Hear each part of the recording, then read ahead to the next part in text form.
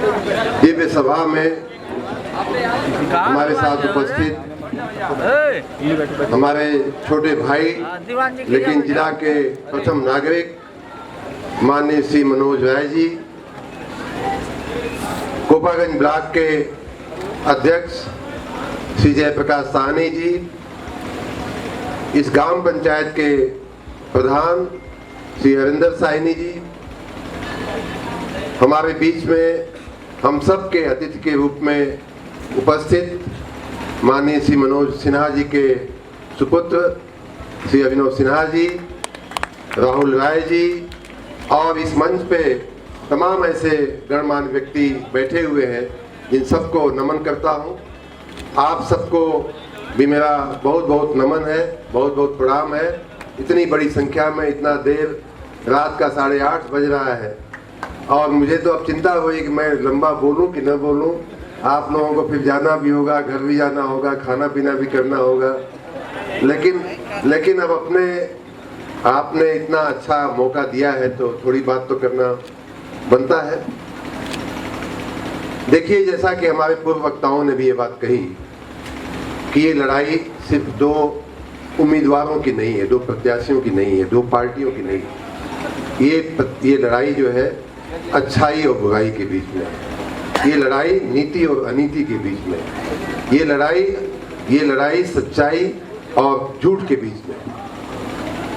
मैं आपको डिटेल में बात पे आऊँगा, लेकिन आपने जैसा कि आपने बताया कि आपका गांव बहुत ही, और बुराई को आदमी को कभी अपने पास नहीं आने देना चाहिए। जीवन में एक ही मंत्र, एक ही सूत्र हमें अगर याद रख सके तो एक ही सूत्र काफ़ी है जीवन जीने के लिए।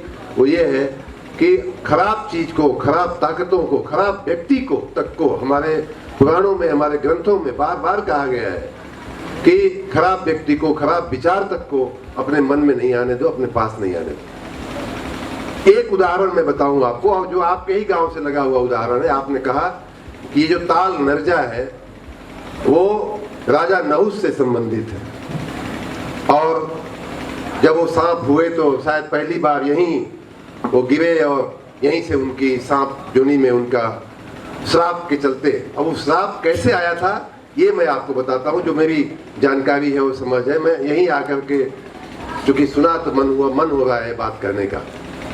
कहानी यूँ है कि भगवान शिव की, वैसे तो यहाँ अपने हरि अनंत, हरि कथा अनंता है, हर कथा को लोग 50 प्रकार से, 500 प्रकार से कहा जाता है और सारी की सारी हमारे लिए प्रेरणादायक होती हैं।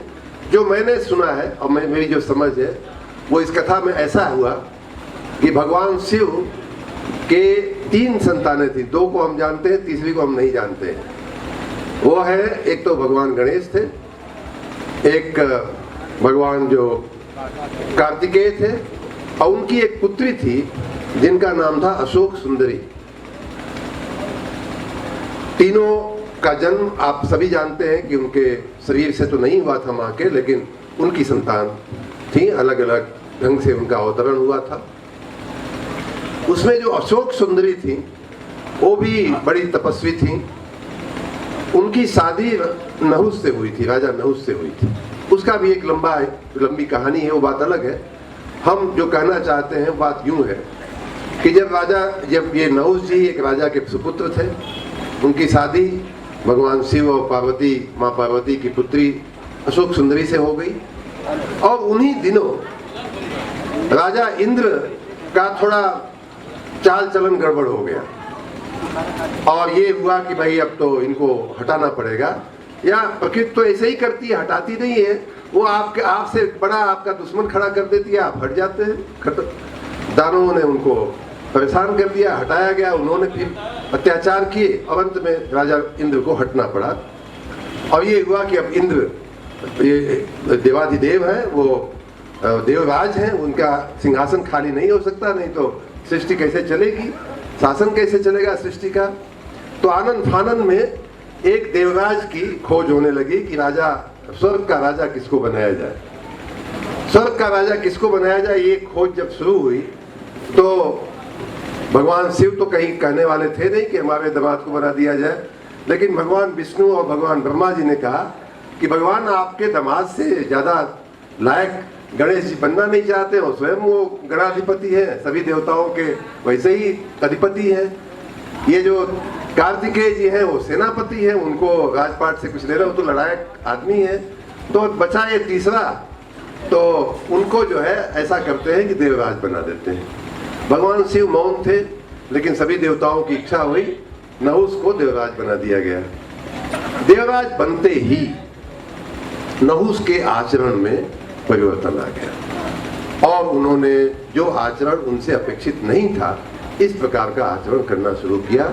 यहाँ तक कि एक बार उन्हें कहीं जाना था, तो यहाँ तक उन्होंने फरमान जारी किया कि हम जब जिस डोली से जाएंगे, जो भी कंधे पे लेके चलते हैं, जो डोली पे जाएंगे, उस डोली को सप्तऋषि लोग उस डोली को उठा के लेकर के चले। बड़ा हाहाकार मच गया कि अरे तो जिन सप्तऋषियों की का सम्मान भगवान शिव, माँ पार्वती स्वयं करती हैं, जिनके साथ ज्ञान की चर्चा करती है, जिनके चलते ये देव गुरु माने जाते हैं, उन विश्व गुरु माने जाते हैं भगवान शिव की पूरी एक पूरी ग्रुप था सप्तऋषियों का, जगत गुरु जिसको कहते हैं, उनको इन्होंने अपनी डोली उठाने का, कंधा लगाने का काम दे दिया। हाहाकार मच गया, लेकिन देवराज अड़े रहे अपने निर्णय पे। फिर ये हुआ कि अच्छा चलो भाई, देवराज का हुक्म है तो सप्तऋषि लोग ये भी काम करेंगे। अपने अपमान का घूंट पी करके उन्होंने डोली उठाया। उठाने के बाद थोड़ी देर बाद नहुस जी को और अहंकार, उन्होंने कहा तेज क्यों नहीं चल, बहुत धीमे चल रहे हो, तेज चलो तेज चलो। सप्तऋषियों ने थोड़ा तेज चलने की भी कोशिश की, जितनी उनकी औकात थी। उसके बाद उन्होंने कहा अरे क्या धीमे धीमे चलते हो, सर्प हो क्या? और ये कहते हुए उन्होंने आगे जो एक सप्तऋषि लेकर के चल रहे थे डोली, उनको लात मारा। और वो महर्षि जो थे वो और कोई नहीं, शायद दुर्वासा ऋषि थे, उनका श्राप तो जगत प्रसिद्ध है।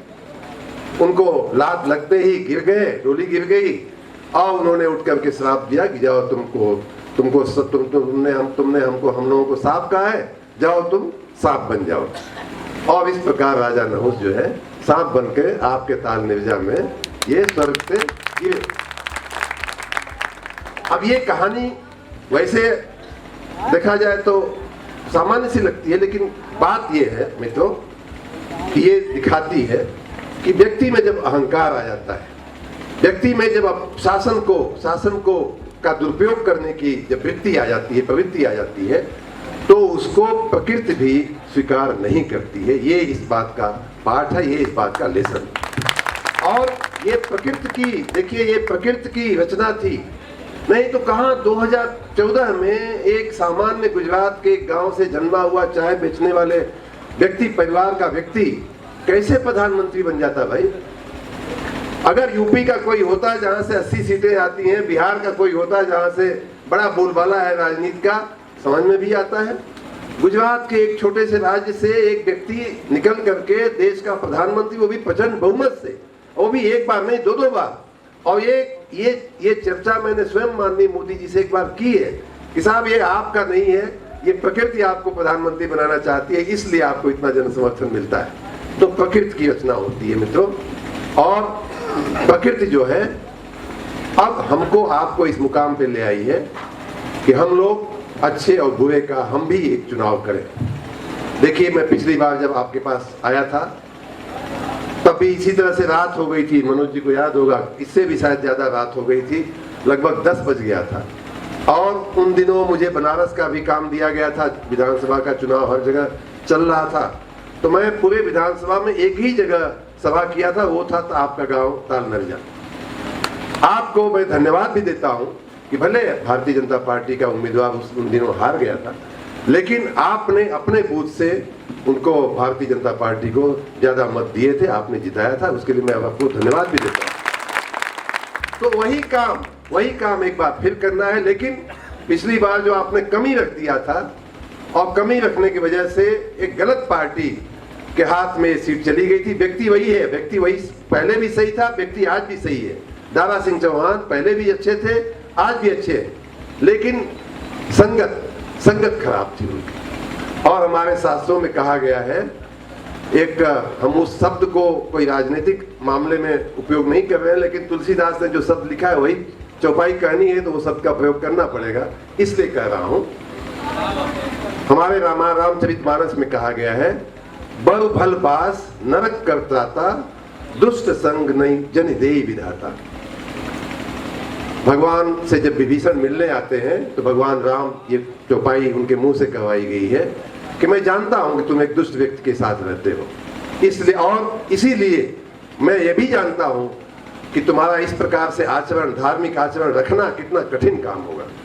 नरक का वास भले भगवान दे दे, लेकिन किसी को दुष्ट की संगत न दे, ऐसा रामचरितमानस में कहा गया है। और हमारे माननीय दारा सिंह जी एक गलत संगत में पहुंच गए, और ये गलत संगत तो ऐसी है, ये सामान्य गलत संगत नहीं है। एक तो होता है कि भाई हम लोग भी विद्यार्थी जीवन में थे, तो हमारे एक साथी थे, वो थोड़ा पढ़ने लिखने में कम विश्वास करते थे, तो हमारे माँ बाप नहीं चाहते थे कि हम उनके साथ घूमे फिरें, वो भी एक संगत थी।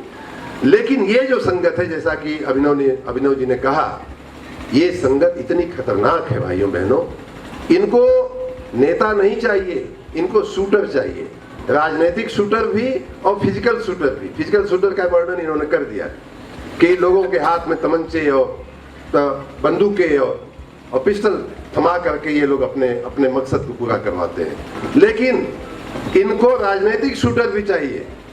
आपको याद होगा, विधानसभा के पहले हमारी पार्टी में से 2 नेता गए थे समाजवादी पार्टी के पास। इधर के क्षेत्र में जाने ऐसे और लोग भी हो सकते हैं, लेकिन 2 नेताओं का मैं उल्लेख करूंगा। एक थे माननीय स्वामी प्रसाद मौर्य जी और एक थे अपने दारा सिंह चौहान जी। दोनों में फर्क ये था कि स्वामी प्रसाद मौर्य उनके राजनीतिक शूटर बन गए, और अनाप शनाप रोज आप देखते होंगे, रोज हमारे आपके ऊपर, हमारी आपकी मान्यताओं के ऊपर, हमारे आपके धर्म ग्रंथों के ऊपर, हजारों हजार साल की हमारी मान्यताओं के ऊपर रोज वो बंदूक की गोलियां दागते रहते हैं कि नहीं दागते रहते हैं। लेकिन वो काम दारा सिंह चौहान को स्वीकार नहीं था।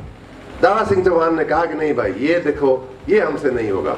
और यही कारण है कि 1.25 साल वो घुटन में जीते रहे।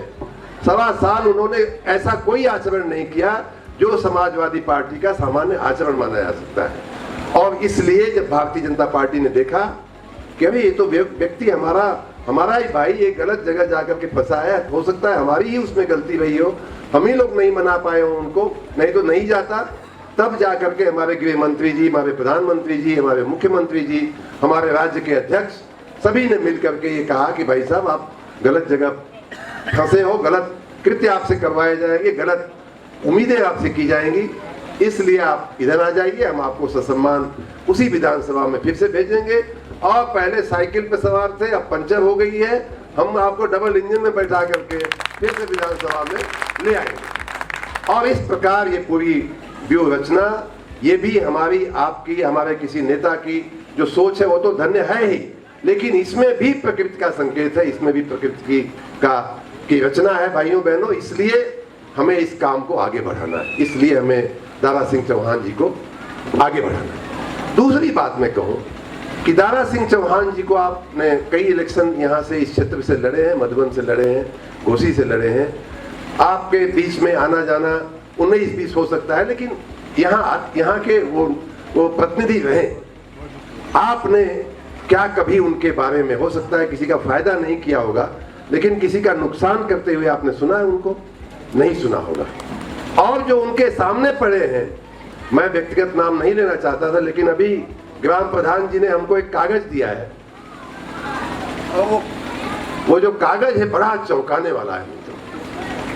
कागज ये है कि 2017, और ये समाजवादी पार्टी की प्रवृत्ति है कि निर्दोष आदमी को प्रताड़ित करना, निर्दोष आदमी का प्लाट अपने नाम करा लेना, निर्दोष आदमी की जमीन अपने नाम करा लेना, अगर उससे भी बात नहीं बनती हो तो उसकी हत्या तक करा देना, और ऐसे हत्यारों को, ऐसे माफियाओं को, ऐसे गुंडाओं को पालना पोसना, ये समाजवादी पार्टी की स्वाभाविक प्रवृत्ति है। इसमें उनको कोई मेहनत करने की आवश्यकता ही नहीं पड़ती। उनके पास जो व्यक्ति जैसा होता है उसके पास ऐसी शक्तियां अपने आप उसके आसपास आके मंडराने लगती है। प्रधान जी ने, हरिंदर साहनी जी ने हमको जो कागज दिया है, वो 2017 के विधानसभा चुनाव का है भाइयों बहनों। और बात ये है कि इनके हमारे विपक्ष में जो व्यक्ति लड़ रहे हैं, उनके पार्टी का यहाँ ग्राम प्रधान हुआ करता था। उसने भारतीय जनता पार्टी के 300 नाम कटवा दिया। अगर कहीं बोलने में गलती होगी हरिंदर जी तो हमारा सुधार करिएगा, क्योंकि हम एक बार ही पढ़ पाए हैं इस कागज को। 300 व्यक्तियों का नाम उस प्रधान ने कटवा दिया। फिर खलबली मची इधर के भारतीय जनता पार्टी के कार्यकर्ताओं में, जिसके नेतृत्व हरिंदर साहनी, जयप्रकाश साहनी जी कर रहे थे। और फिर इन लोगों ने आनंद फानंद में जाकर के एसडीएम के यहाँ, उप जिलाधिकारी के यहाँ गुहार लगाई कि नहीं भाई साहब ये हमारे साथ गलत हो रहा है। फिर उनका नाम किसी तरह से शामिल करने की बात आई और शामिल शायद हो गया, लेकिन उसी प्रक्रिया के चलते हमारे विपक्ष में जो लड़ रहे हैं नेताजी, उन्होंने 31 व्यक्तियों पे मुकदमा लिखवा दिया। और ये मुकदमा निर्दोष को मुकदमे में डाल देना, निर्दोष को गलत तरह से फंसा देना, निर्दोष का प्लाट अपने नाम करा लेना, ये समाजवादी पार्टी की स्वाभाविक प्रवृत्ति है। आज भी ये बता रहे हैं जो कागज में लिखा हुआ है। और उसमें कई महिलाएं हैं जो 2017 से लेकर के आज तक चिंता में जी रही हैं। इन्होंने तो यहाँ तक शब्द प्रयोग किया कि भाई साहब ये जो इस प्रसव पीड़ा से हम लोगों को निकालवाइए, किसी तरह से करके इस मुकदमे को खत्म करवाइए। हम लोग 6 साल से इस मुकदमे को लेकर के बहुत परेशान हैं। बात सही है हरिंदर जी, कहाँ गए ग्राम प्रधान जी? यही कहना चाहते थे ना। तो ये इस प्रकार के लोग हैं कि अगर इनका स्वार्थ थोड़ा सा भी सत्ता हो, आपको जेल में डलवा सकते हैं, आपका घर द्वार ले सकते हैं, यहाँ तक कि आपका जीवन भी ले सकते हैं। ऐसे लोगों से क्या हमें आपको सावधान रहने की आवश्यकता नहीं है? इतना ही नहीं, हमारी आपकी जिम्मेदारी ये भी है। हम यहाँ के नरेंद्र जी, अब आपकी बात तो मैंने कर दिया और करूंगा आगे, लेकिन आपने 5 में से 3 बूथ जिताने की बात किया, वो पर्याप्त नहीं है। जयप्रकाश जी ने जो बात कहा है कि 5 का 5 बूथ जिता करके भारतीय जनता पार्टी को देना है, तब माना जाएगा कि आप सच में सत्य के, सच्चाई के, नीति के साथ हो, जिसका नेतृत्व माननीय प्रधानमंत्री जी जैसे नेतागण कर रहे हैं, माननीय योगी आदित्यनाथ जी के। आपने पूरा 9 साल प्रधानमंत्री माननीय मोदी जी रहे, उसके पहले 12-14 साल मुख्यमंत्री रहे। माननीय योगी आदित्यनाथ जी 6 साल से मुख्यमंत्री हैं। आपने कभी सुना कि उन्होंने किसी का प्लाट कब्जा कर लिया? आपने किसी ने सुना है? माननीय सिन्हा जी पूरा जम्मू कश्मीर के गवर्नर हैं, आपने सुना कि उन्होंने कोई पहाड़ी उन्होंने अपने नाम लिखवा लिया?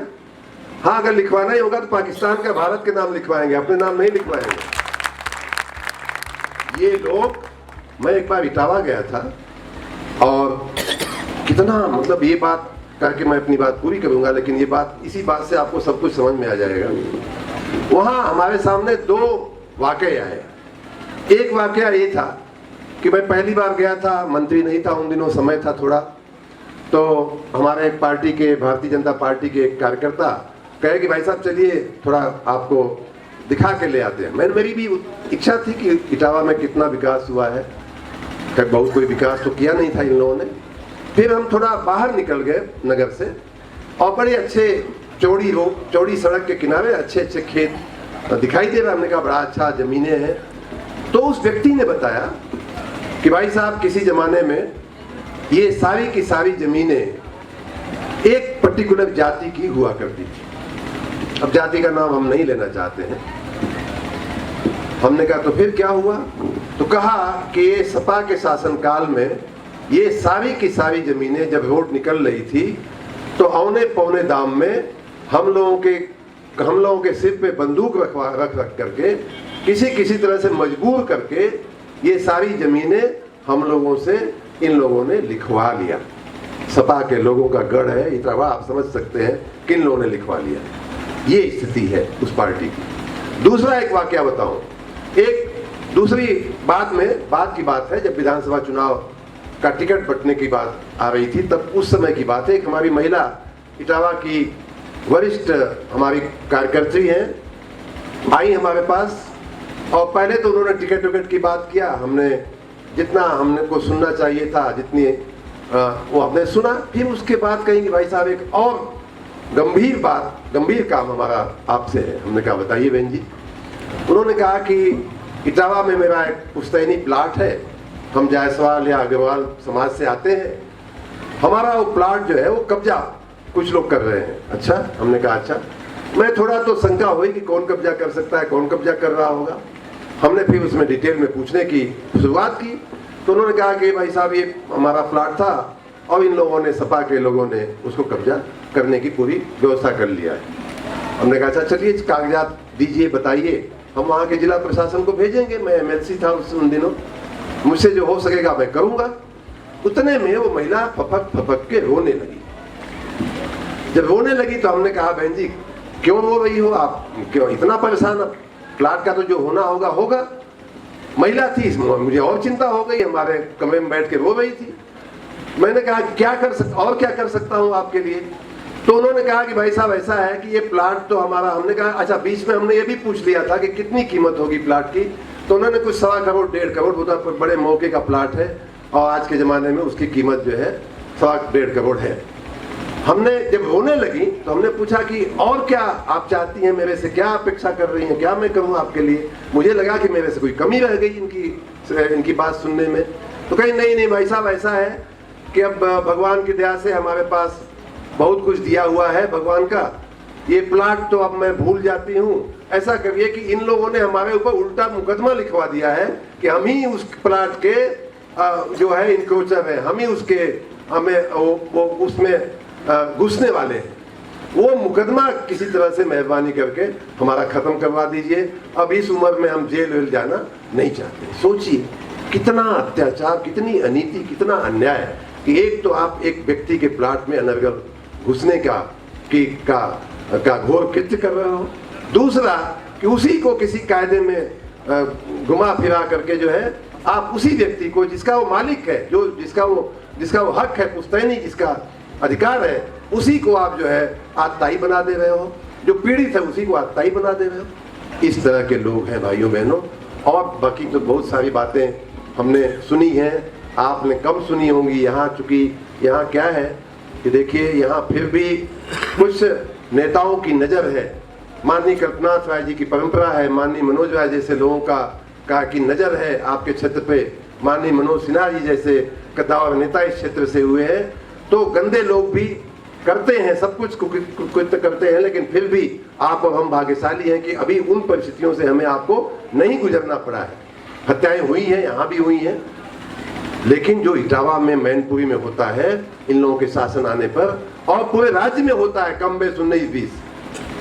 जो हमें एक एटा में हम गए थे एक बार, एटा में किसी ने हमको बताया कि भाई साहब आप लोग, पता नहीं, हाँ विधानसभा चुनाव आने वाला था, उसके पहले की बात है, कि आप लोग जरा मेहनत करिए नहीं तो ये सब फिर से आ जाएंगे, बड़ी दिक्कत होगी।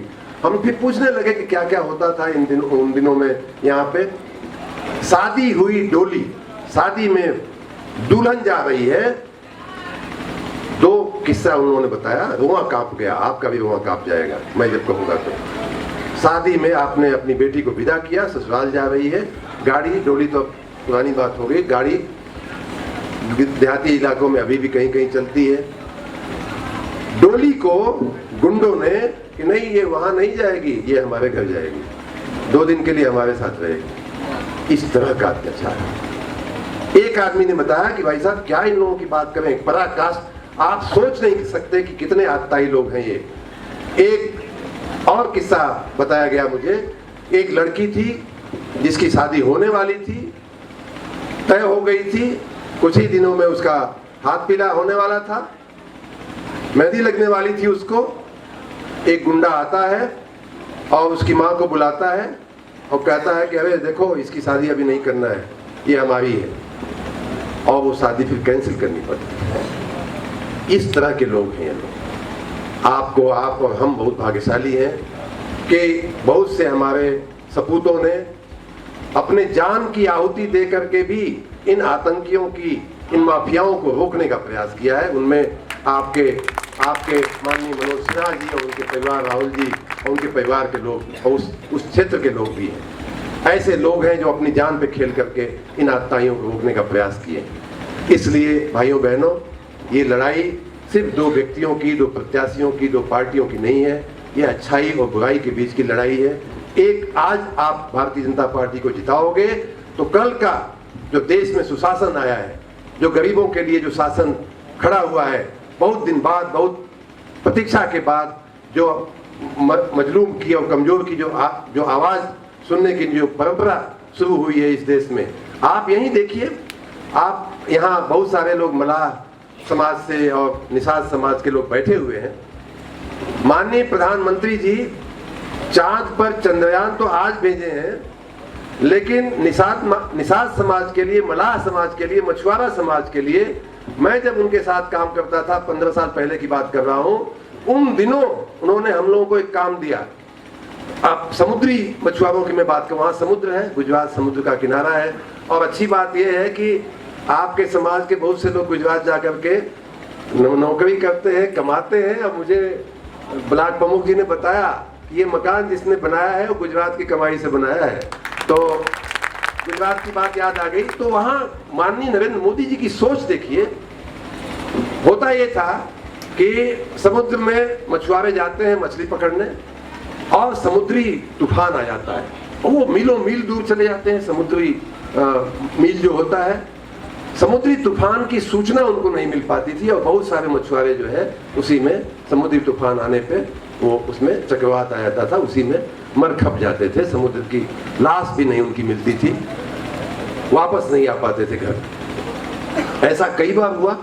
तो उन्होंने चिंता व्यक्त किया कि क्या इसका कोई समाधान नहीं है, इसका कुछ तो उपाय। टेक्नोलॉजी आजकल तकनीक जो है इतनी आगे बढ़ गई है, तो हम कैसे इसका समाधान नहीं कर सकते। और आप मानोगे नहीं कि उन दिनों में हम लोगों ने जो यहाँ बैठे बैठे समुद्र में अगर साइक्लोन आने की, समुद्री तूफान आने की अगर आशंका है, तो हम उन मछुआरों को यहाँ बैठा हुआ कंट्रोल रूम, किनारे बैठा हुआ कंट्रोल रूम उनको सूचना दे सके।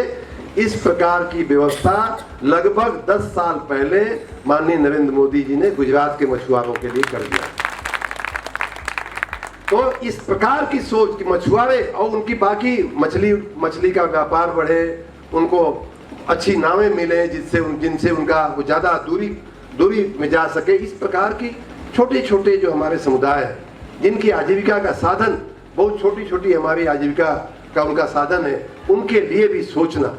हर व्यक्ति को मकान मिले, हर व्यक्ति को जो भूखा पेट कोई न सोए, हर व्यक्ति को राशन मिले, हर व्यक्ति के घर में शौचालय मिले, हर व्यक्ति के घर में पीने का पानी पहुँचे, हर व्यक्ति के घर में बिजली पहुँचे, हर व्यक्ति के घर में गैस की व्यवस्था हो। ये आप इन लोगों से पूछिएगा आएंगे जो प्रचार करने कि भाई 60 साल कांग्रेस ने शासन किया, 50 साल के आसपास इस प्रदेश की मैं बात कर रहा हूँ, और बाकी का 25 साल सपा बसपा ने मिलकर के किया। उसमें भी 4 बार सपा के मुख्यमंत्री रहे, 3 बार पिताजी, 1 बार साहबजादे। आप लोगों ने क्या आप हमारी माली हालत में क्या परिवर्तन किया भाई? आज ही प्रधान जी हमको बोल रहे थे कि भाई साहब हमारे गांव में पानी की निकासी की समस्या है। अब आचार संहिता है इसलिए मैं आगे नहीं बोल सकता, लेकिन क्यों ऐसी समस्याएं बनी हुई हैं भाई? 60 साल 70 साल पूरा आपने बड़ा डंके की चोट पे आप कहते हैं कि हम बड़े होनहार हैं, बड़े कर्मठ हैं, तो आपने क्यों नहीं ये परिस्थितियां बदल दिया? क्यों आज भी क्यों माननीय नरेंद्र मोदी को लोगों को फ्री राशन देने की सोचना पड़ रहा है? इसलिए कि आपकी आजीविका के साधन नहीं है। क्यों यहाँ के मछुआरे को, क्यों यहाँ के मलाह को, क्यों यहाँ के सहानी को और ये बाकी लोगों को, मुसलमान हो चाहे राजभर हो, क्यों इन लोगों को गुजरात जाकर के नौकरी खोजनी पड़ती है? क्यों बंबई जाना पड़ता है? क्यों दिल्ली जाना पड़ता है? इसलिए कि यहाँ अवसर नहीं है, इसलिए कि यहाँ रोजगार धंधे नहीं लगाए गए। इन लोगों को पर्याप्त मौका देश ने, प्रदेश ने और यहाँ की जनता ने दिया है। कोई एक बार कहे कि भैया एक बार दिए थे, जरा काम बाकी रह गया, दूसरी बार जरा दे दीजिए तो हम देख लेंगे। 2 बार तो समझ में आता है। आप लोगों ने तो 4 बार इस पार्टी को, समाजवादी पार्टी को यहाँ शासन करने की बागडोर पकड़ाया था। उसके बावजूद हमारा आपका जो ये इलाका है, पूर्वांचल जो है, वो सबसे पिछड़े हुए प्रदेश के और देश के सबसे पिछड़े हुए इलाकों में है। हमारे बच्चों की पढ़ाई का ठिकाना नहीं, हमारी आपकी दवा का ठिकाना नहीं, रोजगारी का ठिकाना नहीं। वो तो छोड़िए, सर पे छत नहीं, खाने का नो। हम फिर मिलेंगे, हम फिर आएंगे। आपकी जो भी यहाँ उम्मीदें होंगी, जो भी अपेक्षाएं होंगी, उन पर भी हम काम करेंगे। हम हमारे में और दारा सिंह चौहान में या मनोज राय में कोई, या साहनी जी में, जयप्रकाश साहनी में कोई फर्क मत समझिएगा। हम सब एक हैं। हम आपकी सेवा में हमेशा तत्पर रहेंगे। लेकिन इस परीक्षा में न सिर्फ अपने को पास होना है, न सिर्फ 5 बूथों को पास कराना है, बल्कि आपकी ये आज की आवाज़, इतनी बड़ी संख्या में विभिन्न पिछड़े वर्ग के समुदाय के लोग यहाँ उपस्थित हैं, उन सब की आवाज़ पूरे घोसी विधानसभा क्षेत्र में पहुंचनी चाहिए कि पिछड़ों के लिए अगर कोई सरकार है तो भाजपा की सरकार है, पिछड़ों का अगर कोई नेता है तो नरेंद्र मोदी है, पिछड़ों का अगर कोई मुख्यमंत्री है तो योगी आदित्यनाथ है, और पिछड़ों के लिए कोई चुनाव का निशान है तो क्या है? कमल का निशान है। कमल के निशान पे आप मुहर लगा करके पूरी झोली भर दीजिए भारतीय जनता पार्टी की, और देखिए फिर किस तरह से आपकी सेवा हम लोग करते हैं। ये आपके लिए और घोसी क्षेत्र के लिए एक बहुत सुनहरा मौका भारतीय जनता पार्टी ने फिर से उपस्थित किया है कि भाई आपने व्यक्ति तो सही चुना, लेकिन गलत संगत वाले को चुन लिया। अब उसकी संगत हमने ठीक कराया है। मान लीजिए अपना ही कोई बेटा हो और गलत संगत में पड़ जाए तो उसको लाना पड़ता है सही संगत में। हम ले आए हैं, हमारे नेतृत्व की बलिहारी है कि वो ले आए हैं, और इसलिए उनका सम्मान करते हुए अधिक से अधिक मतों से हम लोग विजयी बनावें। आप सबने इतनी अच्छी सभा आज आयोजित किया, और इस मंच की गरिमा देखिए कि यहाँ इस चुनाव की गरिमा देखिए। ये चुनाव अब खाली आपका चुनाव नहीं रह गया है घोसी का, ये चुनाव खाली उत्तर प्रदेश का भी चुनाव नहीं। उत्तर प्रदेश के तो सभी जिलों के लोग यहाँ घूम ही रहे हैं। 3-4 जिले तो यहीं उपस्थित हैं, गाजीपुर, आजमगढ़, अगल बगल के बलिया, ये 3-4 जिला तो यहीं उपस्थित है। लेकिन इस समय घोसी के विधानसभा क्षेत्र में कई लोग तो हमसे पूछ रहे हैं। बरेली से आज हमारे एक मित्र का मैसेज आया था कि भाई साहब मैं आऊँ। हमने कहा कि भैया यहाँ रहने होने की जगह जगह कम पड़ रही है, तो ऐसा करो कि अब तुम अंतिम दिनों में आना होगा तो आना, अभी हम लोग थोड़ा काम कर लें। तो सबकी नज़र पूरे प्रदेश की, पूरे देश की ही नहीं, चूंकि ये निर्णय माननीय अमित शाह जी का था, चूंकि ये निर्णय माननीय नरेंद्र मोदी जी का था, इसलिए पूरी दुनिया की निगाहें इस चुनाव पे पड़ी हुई हैं। और इसलिए भी पड़ी है, ये एक संकेत देगा 2024 का। 2024 में हमें फिर से माननीय प्रधानमंत्री जी को प्रधानमंत्री बनाना है। उस दृष्टि से भी ये एक मील का पत्थर ये चुनाव साबित होगा। आप सब भारतीय जनता पार्टी के हाथों को मजबूत करें, नरेंद्र मोदी जी के हाथों को मजबूत करें, भारतीय जनता पार्टी को विजयी बनाएं। हमारे साथ बोलेंगे भारत माता की, भारत माता की, भारत माता की, वंदे वंदे वंदे। बहुत बहुत धन्यवाद आप लोगों को।